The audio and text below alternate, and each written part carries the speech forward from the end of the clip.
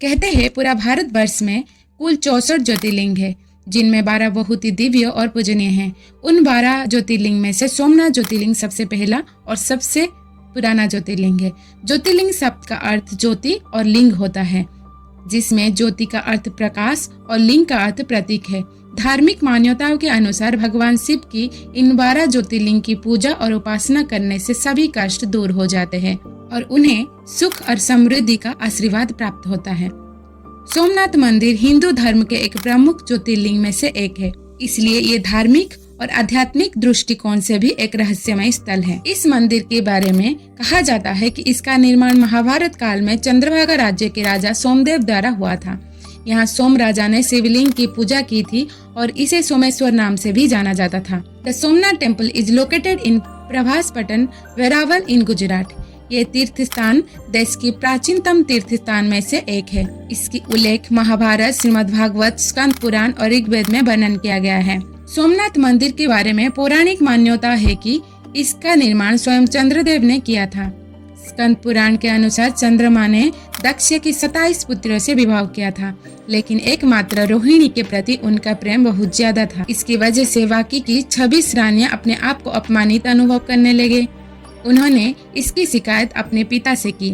पुत्रियों की वेदना को देखकर राजा दक्ष ने चंद्रदेव को समझाने का प्रयास किया, लेकिन वो नहीं माने। इस पर राजा दक्ष ने चंद्रमा को श्राप दे दिया कि अब से हर दिन तुम्हारा तेज यानी चमक कम होने लगेगा। फलस्वरूप हर दूसरे दिन चंद्रमा का तेज घटने लगा। इस श्राप से मुक्ति पाने के लिए ब्रह्मदेव के कहने पर चंद्रदेव ने शिवलिंग की स्थापना कर उनकी पूजा की। चंद्रमा की कठोर तपस्या से खुश होकर भगवान शिव से उन्हें श्राप मुक्त करते हुए अमरता का वरदान मिला। इस श्राप और वरदान की वजह से ही चंद्रमा 15 दिन बढ़ता और 15 दिन घटता शुरू हुआ। कहा जाता है कि श्राप से मुक्ति के बाद चंद्रमा ने भगवान शिव से उनकी बनाए शिवलिंग में रहने की प्रार्थना की और तभी से इस शिवलिंग को सोमनाथ ज्योतिर्लिंग में पूजा जाने लगा। इस मंदिर के दक्षिण दिशा में समुद्र के किनारे बेहद आकर्षक खंभे बने हुए हैं, जिन्हें वाण स्तंभ कहा जाता है, जिसके ऊपर एक तीर रखकर ये प्रदर्शित किया गया है कि सोमनाथ मंदिर और दक्षिण ध्रुव के बीच में भूमि का कोई भी हिस्सा मौजूद नहीं है। प्राचीन भारतीय ज्ञान का ये अद्भुत साक्ष्य है। माना जाता है कि भगवान श्री कृष्ण ने अपना शरीर इसी स्थान पर छोड़ा था, इसलिए इस स्थान पर बड़ा ही सुंदर कृष्ण मंदिर बना हुआ है। ये मंदिर गर्भगृह, सभा मंडप, नृत्य मंडप 3 प्रमुख भाग में विभाजित है। इसकी ऊंचाई 150 फीट है, परिधि लगभग 10 फीट है।